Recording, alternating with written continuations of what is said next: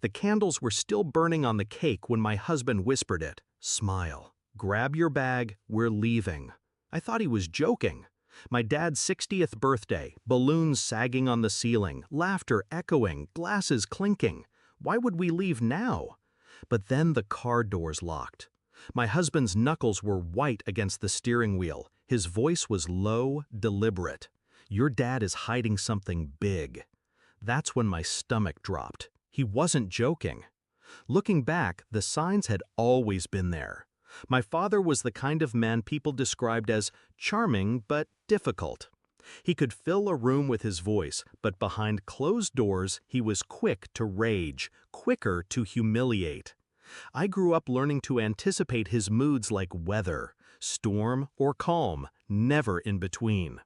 And yet, part of me still believed he was just complicated, a flawed man, but my father. My husband never bought into the facade. He watched him closely at dinners, noticed the way money flowed in and out of my father's hands too easily, the calls he took in the garage late at night, the tension in his voice when certain names popped up on his phone. I brushed it off as paranoia. Until that night, he handed me his phone.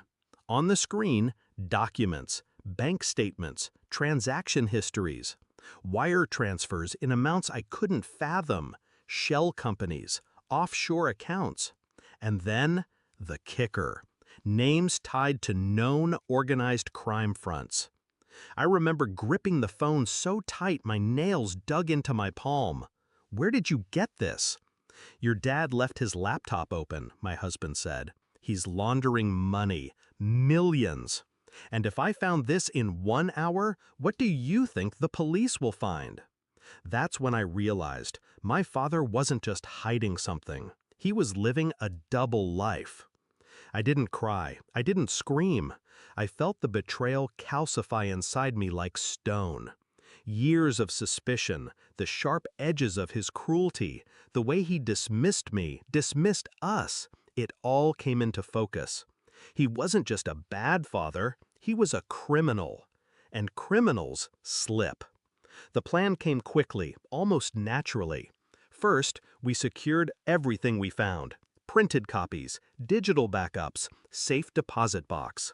I wasn't just protecting myself, I was protecting the evidence. Second, I started watching him with new eyes. At family gatherings, I noticed who he spoke to, who slipped out with him for hushed conversations.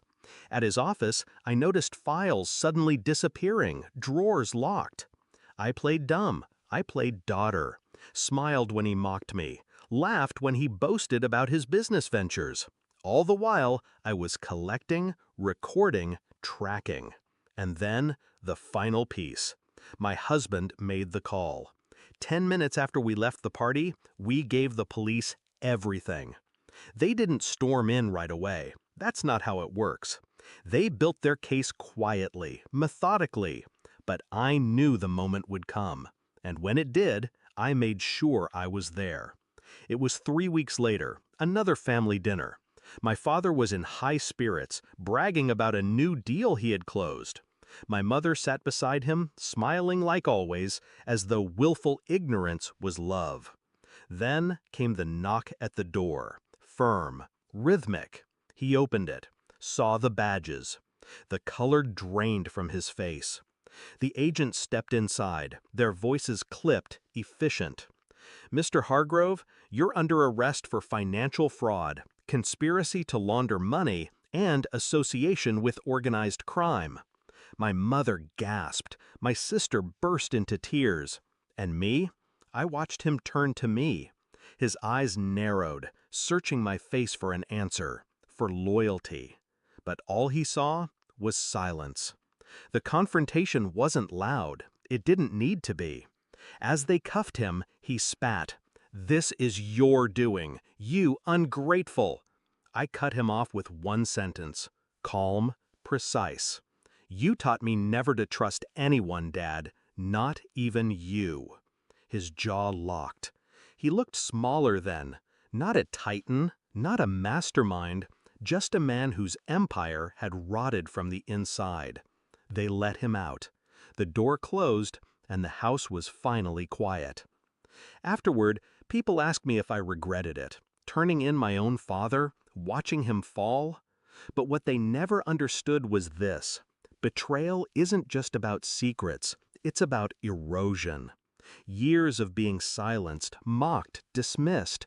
Years of knowing something was wrong but being told you're crazy. He thought he was untouchable, thought his family would shield him, the way my mother always had.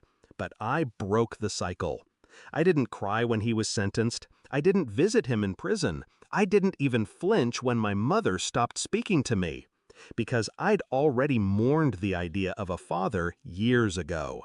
What I gained instead was freedom. The truth didn't just destroy him, it freed me. And sometimes, late at night, I think about his face as the cuffs closed around his wrists. Shock curdling into rage, then fear. That was the moment he realized I wasn't his daughter anymore. I was his reckoning.